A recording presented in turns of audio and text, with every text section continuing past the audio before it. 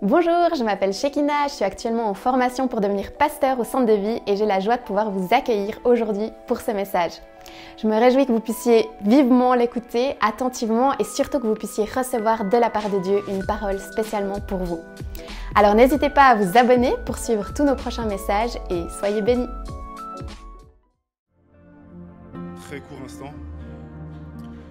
Et pour ceux qui parlent en langue, si tu ne sais pas c'est quoi parler en langue, la Bible elle parle du baptême d'eau. Lorsque tu es baptisé d'eau, tu es immergé dans l'eau. Elle parle également du baptême du Saint-Esprit. Et lorsque tu es immergé du Saint-Esprit, il y a des manifestations. La Bible elle parle de dons. Il y a comme une nouvelle langue qui vient en toi. Et c'est le parler en langue. Et est-ce que là où tu es, si tu sais parler en langue, est-ce qu'on peut prier en langue tous ensemble? Là où on est, est-ce que tu peux élever ta voix? Lobo lebe salaba manta laba sheke, lobo correnda kalaba carrende kierebe soko, lobo selebe menta laba sheke, yo solebe mente yabe manta yaba solebe carrande ke, yo solo bo sheke. Continue. Seigneur, pendant qu'on prie en langue, je crois que tu déverses ta puissance, tu déverses ta grâce, tu déverses ta guérison, tu déverses ta vie, Seigneur. Les gens viennent avec leurs difficultés, avec leurs défis, mais toi tu ne les laisses pas changer, parce que tu es un Dieu puissant, parce que tu es un Dieu vivant, parce que tu changes les cœurs, parce que tu restaures les vies, parce que tu nous transformes et parce que tu nous sauves. Agis maintenant.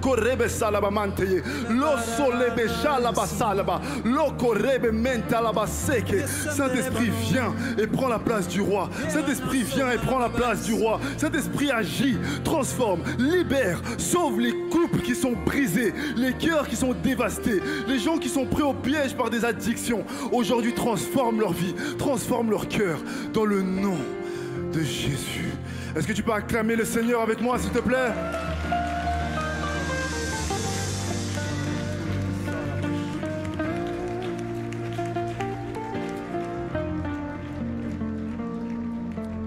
Amen. Vous pouvez prendre place. Merci encore au groupe de louanges. Est-ce qu'on peut les applaudir aussi, s'il vous plaît?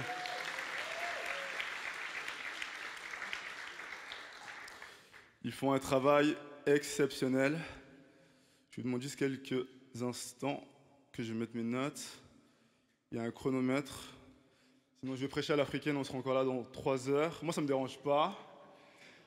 Ceux qui aiment Dieu, ça ne les dérange pas. Est-ce que tu aimes Dieu ce matin? Je rigole. J'espère que vous allez bien ce matin. C'est le cas?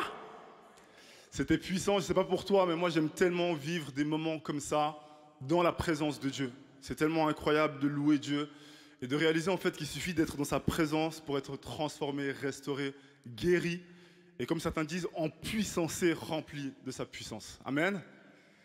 Et on est dans une série de messages qu'on a commencé depuis le début de l'année et le titre c'est « Un homme, une femme selon le cœur de Dieu ». Alors je suis désolé, je sais que c'est moi qui ai fait ce visuel, vous croyez que je vais mettre des images et tout le tralala. Il y en a des qui sont très très forts pour ça. Moi je suis vraiment nul, je suis vraiment désolé. Mais en fait, je suis un homme, un vrai, ça veut dire que c'est soit je regarde l'écran et je ne parle pas, soit je parle et je ne regarde pas l'écran. Je ne peux pas faire les deux en même temps, je n'ai pas ces capacités-là. Si vous voulez ça, demandez à ma femme ou à d'autres, mais pas à moi. Du coup, il y aura 3 images. Mais en fait, ce message, ce titre, un homme, une femme selon le cœur de Dieu, c'est tellement profond. Moi, ça m'a touché en ce début d'année parce que mon désir pour cette année 2024, c'est de vivre plus avec Dieu. Je ne sais pas pour toi, mais je veux vivre plus avec Dieu. Amen. Je veux être changé dans sa présence, transformé dans sa présence, mais je veux vivre plus, pas comme dans le monde physique dans lequel on vit, parce que dans la réalité des choses, lorsque tu veux plus, par exemple au travail, tu dois travailler plus, tu dois t'investir plus, tu dois faire plus, des fois tu dois même faire semblant, tu dois faire de la politique, jouer des coudes, c'est fatigant pour finalement espérer peut-être avoir un semblant de promotion. C'est dur lorsque, avec tes amis, avec tes proches, des fois avec les parents, tu dois lutter pour avoir l'impression de gagner leur cœur, faire plus, être quelqu'un que tu n'es pas.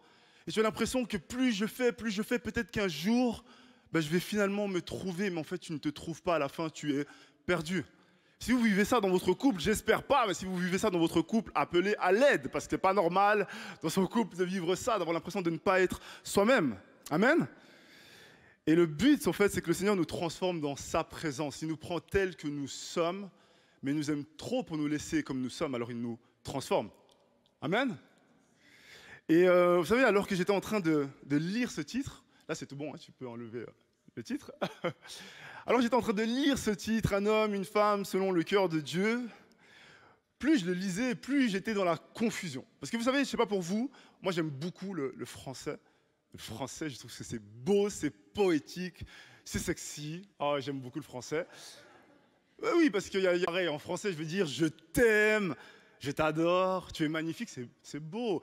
En allemand, je t'aime, c'est plus technique quand même. Hein. Je l'avais dit, c'est plus technique. Mais le français, c'est beau. Vous savez, ce qui est aussi très complexe avec le français, c'est que le français amène souvent beaucoup à la confusion.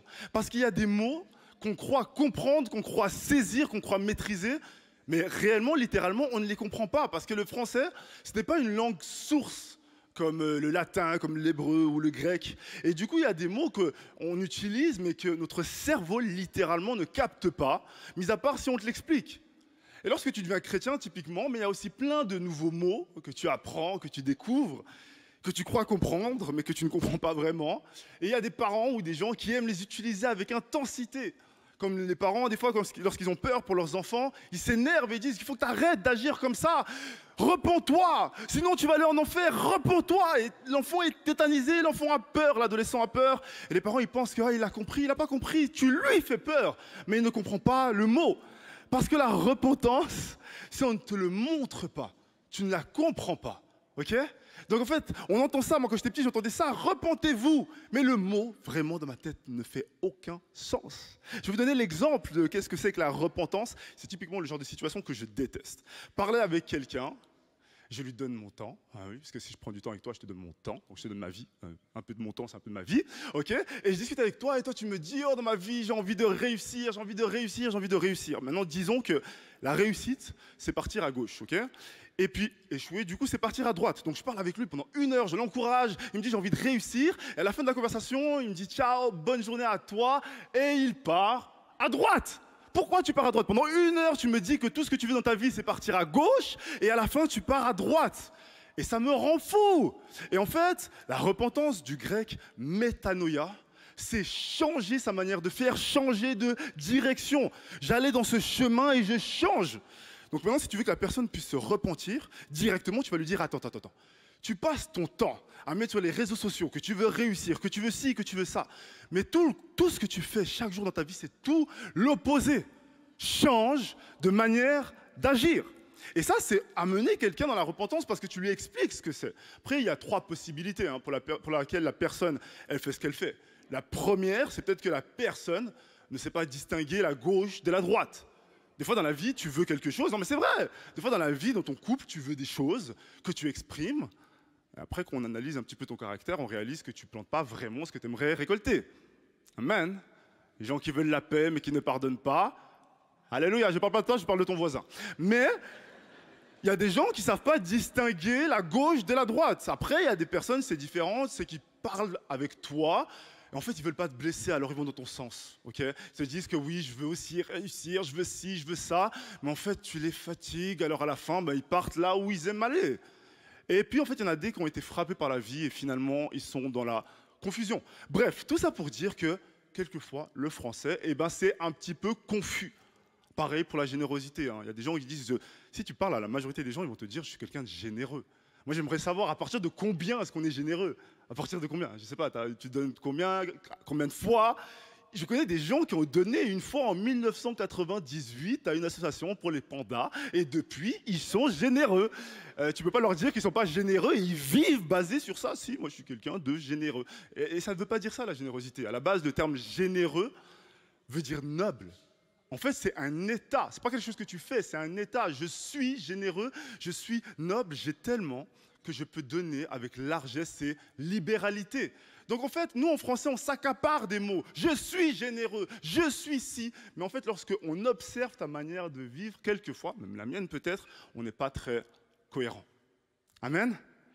Et c'était défiant. Et j'étais là et je me suis dit, ok, parce que je lisais ce titre et je ne comprenais pas bien. En fait, j'ai vu que quand je lisais ce titre, je comprenais quelque chose de complètement différent. Parce que moi, Pour moi, un homme ou une femme, selon mon cœur, c'est quelqu'un qui me fait du bien.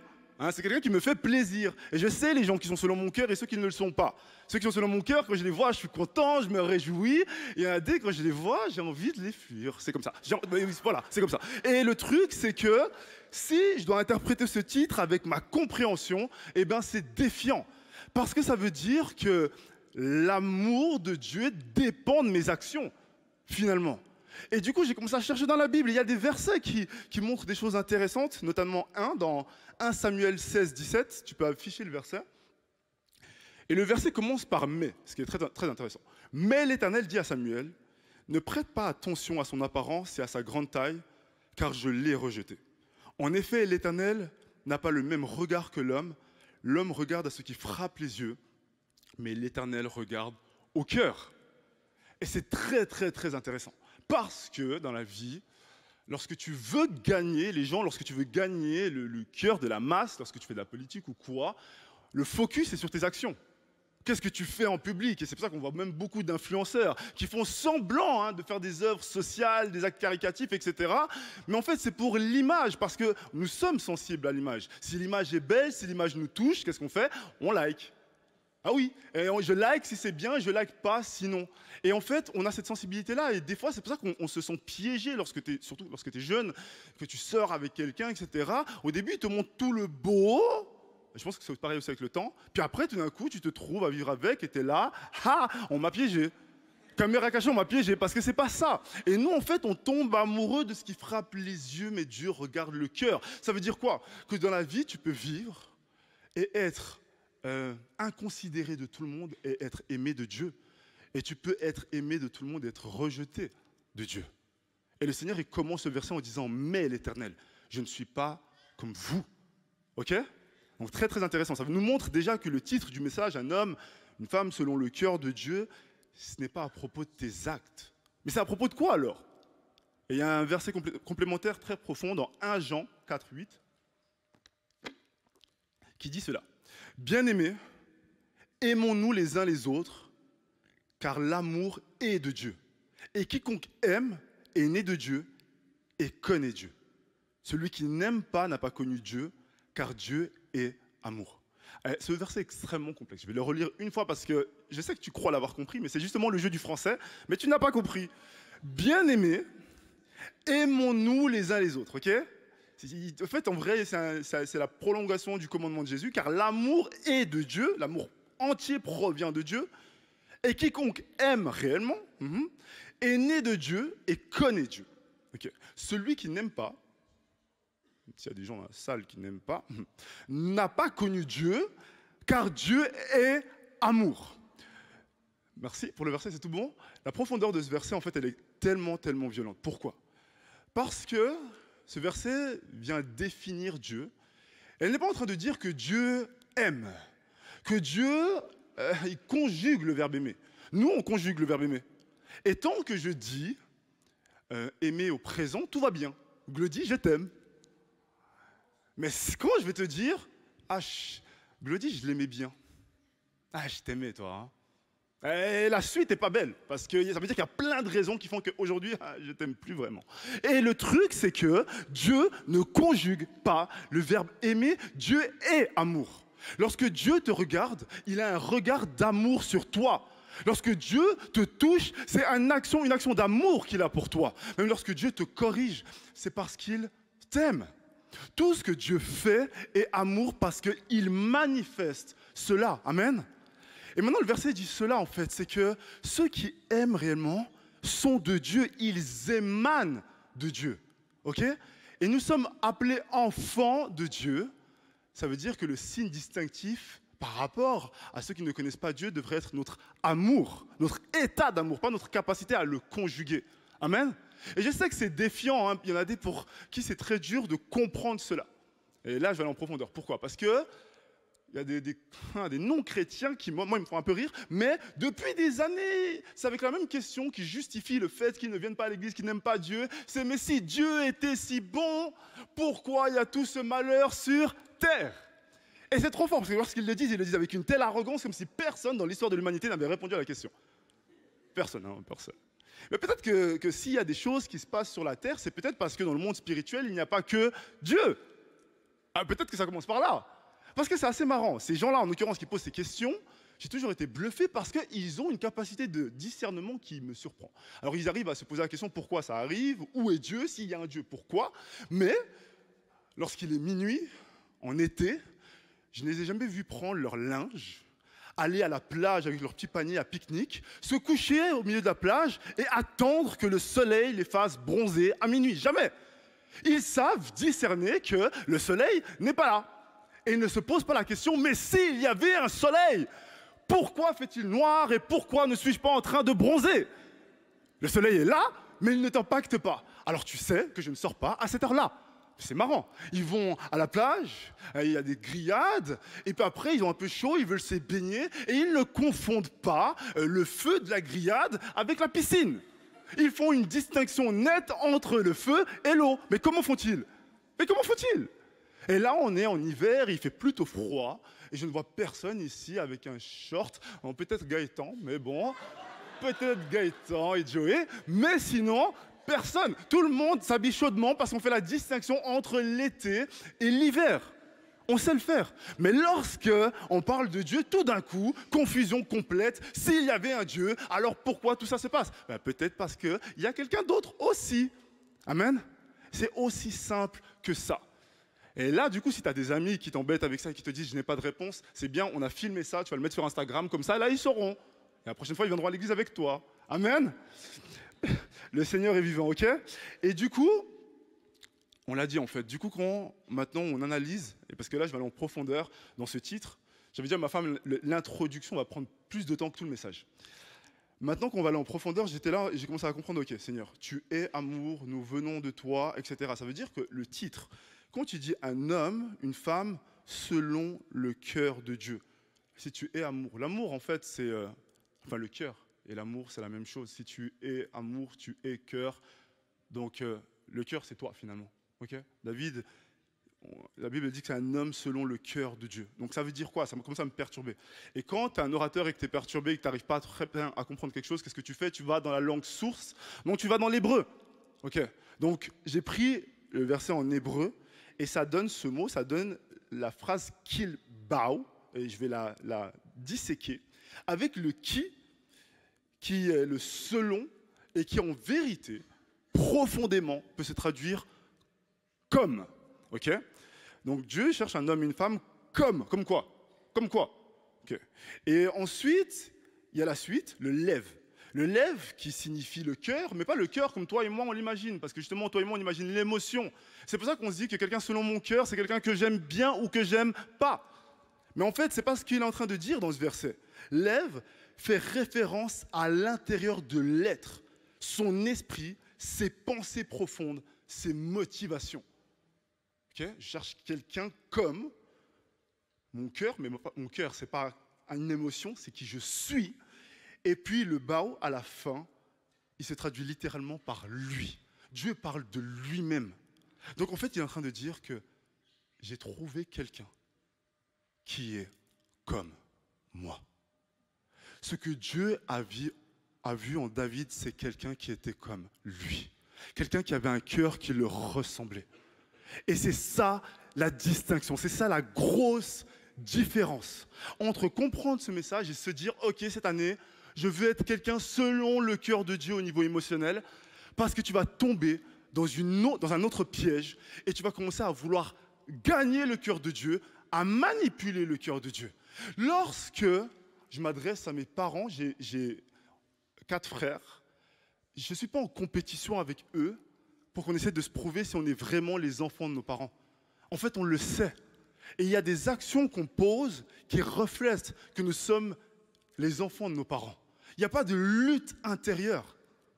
Mais par contre, lorsque tu dénigres tes parents, souvent dans l'adolescence, lorsque tu as fait beaucoup d'erreurs, des fois tu es dans une situation où tu as l'impression que tu dois les gagner, regagner leur amour.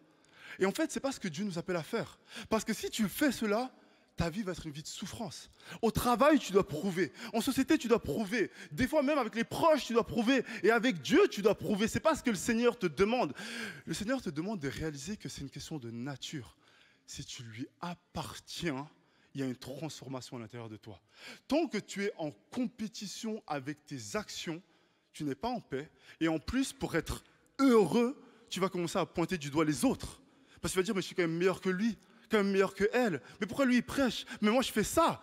Et ça devient très compliqué. C'est-à-dire que lorsque tu sais que tu appartiens à Dieu, quelque chose change fondamentalement. Amen.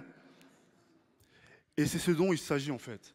Toute cette conversation et tout ce message autour de David, c'est que David avait compris ce secret. Et je ne crois même pas qu'il l'avait discerné de manière stratégique. C'est qu'il désirait être plus proche de Dieu. Je vais juste boire, pardon.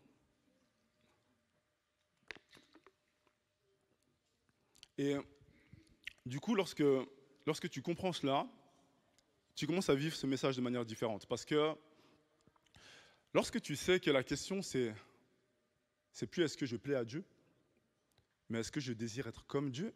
Être comme Dieu, ça ne veut pas dire être parfait. Parce que je sais la tentation et la pression que tu as là, de dire, ouais, mais Bertrand, tu viens me dire que quoi, je dois être parfait, je ne suis pas parfait. Moi non plus.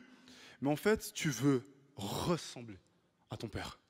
Et Paul, il dit cela, il conseille le peuple, il dit, soyez mes imitateurs, comme moi-même je le suis du Christ. On marche par imitation. Et je vais prendre 3 caractéristiques ce matin, parce que je ne peux pas aller dans toutes les caractéristiques du cœur de Dieu, mais je vais prendre vraiment le cœur de David, à commencer par le fait que David avait un cœur juste. Et en fait, encore une fois, maintenant que tu sais, avoir un cœur juste égale être juste. Parce que c'est ça, comme je l'ai dit, tant que tu crées une distance avec ce cœur, tu te dis, ok, ben ça va, j'ai fait pas mal d'actions sympas. La question, c'est est-ce que tu es juste? Et en fait, David, moi, il me perturbe. Dans 1 Samuel 17, 34, 37, donc c'est avant que David soit roi et avant même qu'il soit appelé.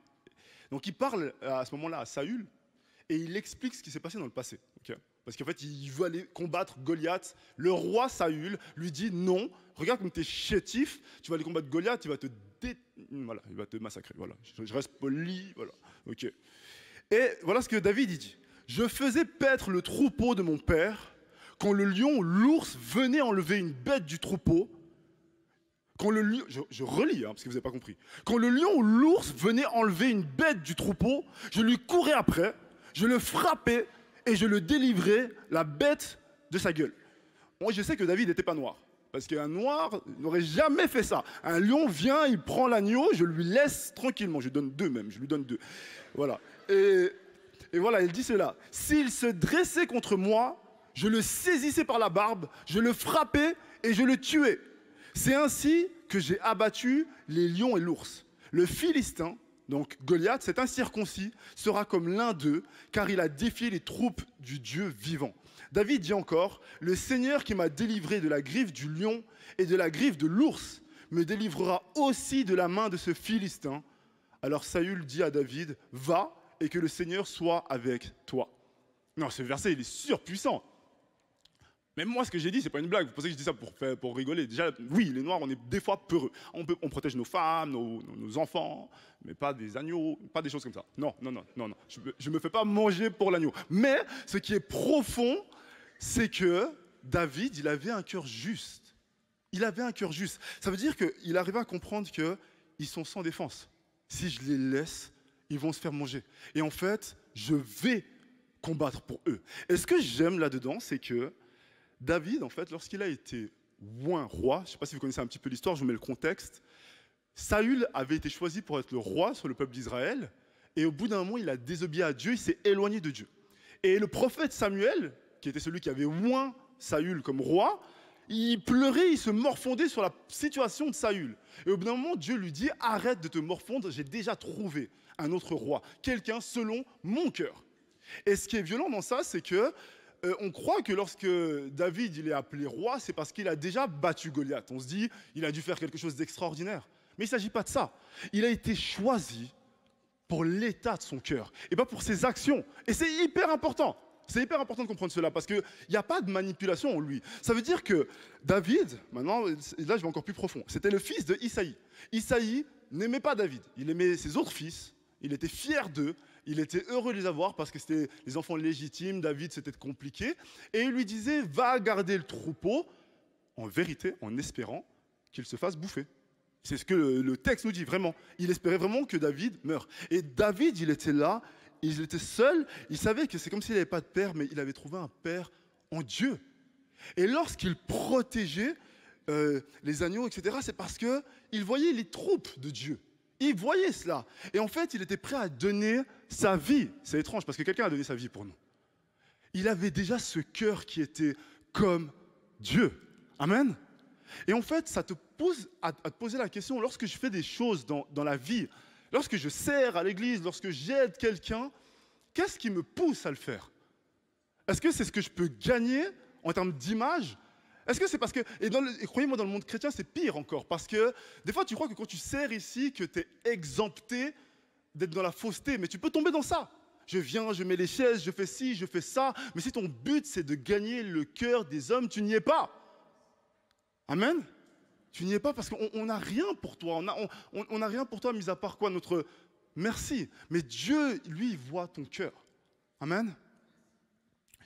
Et moi, j'ai vu ça, c'était tellement, tellement profond. Et en fait, lorsqu'on continue dans l'histoire de David, alors au bout d'un moment, il est désigné par onction pour devenir roi, mais David n'a aucun orgueil envers Saül. Saül est toujours roi, ça veut dire Saül a toujours la couronne, mais celui qui a été choisi par Dieu, c'est David. Et le temps est long avant que David devienne réellement roi. Et Saül commence à avoir de la jalousie et de la haine profonde pour David, à tel point qu'il commence à préméditer de le tuer. Et en fait, constamment, David est dans cette poursuite. Il y a plusieurs épisodes, et à un moment donné, David est dans une grotte, et Saül part donc le chercher avec 3000 hommes. Il faut faire le calcul quand même, avec 3000 hommes. David a peut-être 400 personnes avec lui et tout, mais Saül a 3000 hommes. Et au bout d'un moment, David est dans cette grotte, Saül arrive, il fait une pause avec son armée parce qu'il veut aller aux toilettes, et il va dans cette grotte. Et lorsqu'il est dans cette grotte, David a l'opportunité de le tuer, et ces gars, ils disent, écoute, si tu y vas pas, je le fais pour toi. Moi, avant d'être chrétien, j'avais des potes comme ça. Oh là là. Et c'est dur de dire moi, des potes comme ça. Il y a une situation, etc., quelqu'un a touché à une fille que tu aimais bien, toi tu te dis, oh les gars, je sais pas ce que je fais, tes gars, ils te disent, oh si tu le fais pas, ils te poussent, si tu le fais pas, j'y vais. Après, t'es en mode, non, c'est bon, je vais le faire. Et c'est compliqué. Jonathan, on connaît des choses comme ça, lui, c'était un chaud gars. Gloire à Dieu, le Seigneur l'a sauvé. Et du coup, maintenant, je vais prendre le dialogue de ce qui se passe. David, lorsque Saül il sort, David dit à Saül, pourquoi écoutes-tu les propos de ceux qui prétendent que je cherche ton malheur? Tu vois maintenant de tes propres yeux que l'Éternel t'avait livré aujourd'hui entre mes mains dans la grotte. On me poussait à te tuer. Son gang. Mais j'étais épargné et j'ai dit, je ne porterai pas la main contre mon Seigneur, car il est celui que l'Éternel a désigné par onction. Il avait un tel respect. Regarde mon père. Regarde donc le pan de ton manteau dans ma main. J'ai coupé le pan de ton manteau, mais je ne t'ai pas tué. Sache et reconnais donc qu'il n'y a dans ma conduite ni méchanceté ni révolte, et que je n'ai pas péché contre toi, pardon. Et pourtant, tu me dresses des embuscades pour m'enlever la vie. L'Éternel sera juge entre toi et moi, il me vengera de toi, mais je ne porterai pas la main contre toi. Et la phrase qu'il dit au verset 14 est tellement puissante. Il dit, des méchants vient la méchanceté, dit l'ancien proverbe, aussi je ne porterai pas la main contre toi. David savait que c'était une question de nature. Je vous dis, David, il n'était pas dans la confusion de est-ce que c'est une action, une bonne action, une mauvaise action. Il savait que c'était une question de nature. On l'a dit avant, celui qui aime, il vient directement de Dieu. Il émane de Dieu. Tu ne fais même pas exprès, parce que tu luttes pour la justice de Dieu. Mais les méchants ne font pas non plus exprès. La méchanceté, elle vient de ça, de la source même. De qui? Du diable. Et en fait, c'est pour ça que c'est tellement important de sonder ton cœur. Parce que là, je vais aller en profondeur pour te parler à toi, pour me parler à moi. En fait, vous savez pourquoi les gens, ils aiment la loi dans l'Ancien Testament? Pourquoi on aime la loi, on aime la grâce, on aime être pardonné. Ça, on aime être pardonné. On s'en tartine partout et tout. Mais on ne donne pas la grâce aux autres. Et en même temps, au bout d'un moment, la grâce, elle fait qu'on se sent mal. Parce qu'on se dit, je suis censé être sauvé par amour, sans payer. C'est très bizarre. Et en fait, on se dit, non, je préfère des actions qui me sauvent. Parce que je peux justement prouver que je suis meilleur. Puis après, je peux mal parler des autres parce que j'aime bien quand même ça, moi, tu vois. Les gens sont comme ça. Voilà. Pendant la pause avec leurs collègues, ah mais t'as vu Dominique et tout, en plus sa jupe, et puis t'as vu l'autre, il fume et tout. On aime bien, après on se dit, mais oh, je ne juge pas, je constate, c'est juste que moi, je suis pas comme ça. Et ça, on aime. Et quand on a été sauvé par grâce, ça veut dire qu'on doit sauver les gens par grâce aussi, et on n'a pas envie de leur donner la grâce. Mais en fait, le miroir de la grâce, il est extrêmement puissant. Pourquoi? Parce que si la question, c'est pas « qu'est-ce que je fais pour être aimé de Dieu ?» mais « est-ce que je suis comme lui ?» tu as très vite la réponse. À qui est-ce que tu ressembles? Parce qu'il n'y a que deux miroirs. Soit tu ressembles à Dieu, soit tu ressembles à quelqu'un d'autre. Et ce n'est pas une phrase pour nous culpabiliser. Parce que ce n'est pas des actions qui vont te sauver, crois-moi. C'est un changement de cœur. C'est un changement de cœur. C'est la repentance. J'arrête d'aller à droite et je vais à gauche. C'est un bon moment pour acclamer le Seigneur.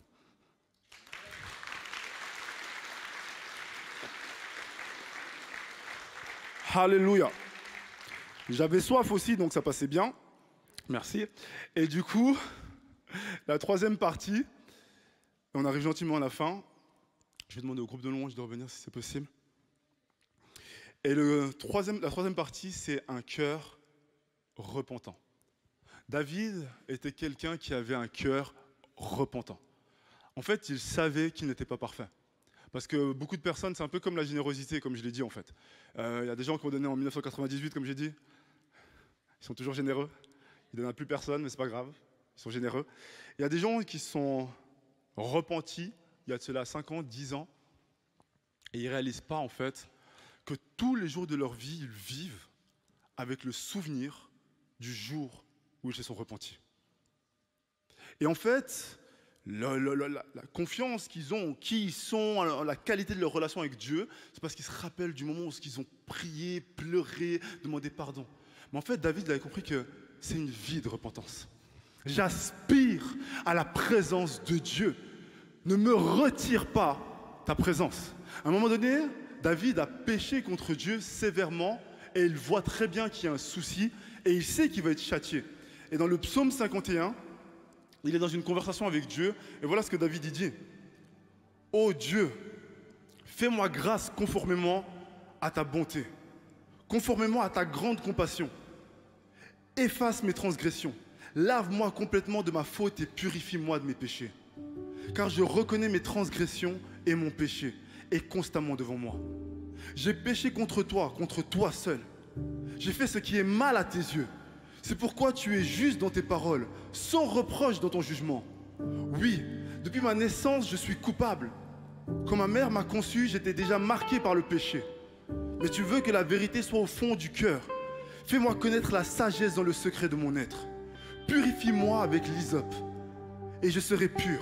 Lave-moi, et je serai plus blanc que la neige. Fais-moi entendre des chants d'allégresse et de joie, et les os que tu as brisés se réjouiront. Détourne ton regard de mes péchés, efface toutes mes fautes. Ô Dieu, crée en moi un cœur pur, renouvelle en moi un esprit bien disposé. Ne me rejette pas loin de toi, ne me retire pas ton Esprit Saint. Amen. David, il comprenait que, Seigneur, tu peux tout faire, mais ne m'enlève pas ta présence. Ne m'enlève pas ton amour. Là où tu es, est-ce que tu peux te lever avec moi? David était roi. David était l'homme selon le cœur de Dieu. Mais le Seigneur, jusqu'à aujourd'hui, il recherche encore un homme, une femme, selon le cœur de Dieu. Dans la parole, il y a ce verset dans Ézéchiel où il dit que je recherche une personne qui se tiendra à la brèche, qui luttera pour sa famille, qui luttera pour son peuple. Le Seigneur cherche un cœur et il ne détruira pas le peuple. Amen. Et tu pries pour ta famille, et tu pries pour tes proches, et tu pries pour la ville. Le Seigneur cherche un cœur. Et si ton cœur s'élève, le Seigneur changera ta vie. Alléluia. Là où tu es, tu peux commencer juste à fermer les yeux. Parce que le Seigneur, il te parle ce matin. Je disais avant que mon exemple était pour ton voisin, mais là, ce que je dis, c'est pour toi. Le Seigneur veut que tu reviennes à lui. Parce qu'en vérité, depuis longtemps, tu fais le maximum. Le maximum chez toi. pour gérer les finances, pour gérer la situation dans ton couple, pour gérer tes études, pour gérer ton travail, pour gérer ta discipline, pour gérer ta sexualité, pour gérer tellement de choses. Et t'espères être meilleur, mais c'est toujours pas assez. Et je te le dis aujourd'hui, ça sera jamais assez. Si tu es un parent ici, tes œuvres et tes actions ne seront jamais assez pour que tes enfants t'aiment parfaitement ou pour que tu aies une paix absolue pour eux. Si tu es dans ton couple et que tu crois que faire le ménage en abondance ou faire le maximum, travailler des heures supplémentaires va te permettre de gagner le cœur de ton conjoint, ça ne sera jamais assez. Parce que la seule chose qui est assez, c'est d'arrêter de lutter contre Dieu et c'est d'accepter son amour. Et le Seigneur, il dit cela, qu'il frappe. Il se tient derrière la porte et il frappe. Mais il n'y a que toi qui peux ouvrir. Le Seigneur veut te rencontrer. Le Seigneur veut te transformer. Le Seigneur veut te guérir. Il ne veut pas plus de bonnes actions de ta part. Il veut que tu lui fasses confiance. C'est le seul qui va t'accepter tel que tu es. Alléluia. Seigneur Jésus-Christ, Papa, merci. Merci parce que tu es là ce matin. Merci parce que tu es bon pour nous, Seigneur. Merci parce qu'en 2024, on va plus haut, plus loin, Seigneur, avec toi. Merci parce qu'il n'y a pas de limite, Seigneur, dans ta présence. Merci parce que tu nous délivres de la mort, du péché, de l'injustice, de la violence. Seigneur, notre génération n'a jamais été autant dégoûtée par tout ce qui se fait, par les politiques, par le système. Ils attendent plus, ils attendent mieux, mais rien ne viendra de mieux d'ici-bas. Il n'y a que toi, Seigneur. Voilà pourquoi dans la prière du Notre Père, lorsque tu nous as enseigné, tu as dit, priez ainsi, dites, Notre Père qui es aux cieux, que ton nom soit sanctifié, que ton règne vienne sur la terre comme au ciel. C'est ton règne que nous attendons, Seigneur. C'est ta présence, Seigneur, que nous attendons, Seigneur. Ce matin, si tu es là, et si tu as besoin de revenir à Dieu, ce matin, si tu n'as jamais eu l'opportunité de te réconcilier avec Dieu, de lui demander pardon pour tes fautes, de l'accepter comme Seigneur et Sauveur, comme Père, comme ami, comme juste juge, c'est à toi que je parle. Il y a deux catégories de personnes à qui je m'adresse. Si tu t'étais éloigné de Dieu, si ta relation était brisée avec Dieu, ce matin, lève ta main, maintenant je vais prier avec toi. Ne regarde ni à gauche ni à droite, je te promets, c'est pas ton voisin qui va changer ta vie. Là où tu es, lève ta main. Je vois des mains qui se lèvent, là où tu es, lève ta main, le Seigneur te parle. Et si tu n'avais jamais eu l'opportunité d'accepter Jésus-Christ comme Seigneur et Sauveur, comme ton Père, là où tu es, lève la main. On va prier ensemble. Là où tu es, lève la main. Je vois des mains qui se lèvent. Là où tu es, garde ta main levée. Église, est-ce qu'on peut prier ensemble? Et vous répétez après moi, Seigneur Jésus, merci pour ta parole ce matin. Merci parce que tu as touché mon cœur. Ce matin, je reconnais que je suis pécheur. Je te demande pardon. Lave-moi, purifie-moi, sauve-moi. Ce matin, je fais de toi mon Seigneur, mon Sauveur. Ma vie ne m'appartient plus. Elle t'appartient. Je veux vivre ton amour. Remplis-moi de toi. Je vais te suivre tous les jours de ma vie. Amen. Est-ce qu'on peut acclamer le Seigneur?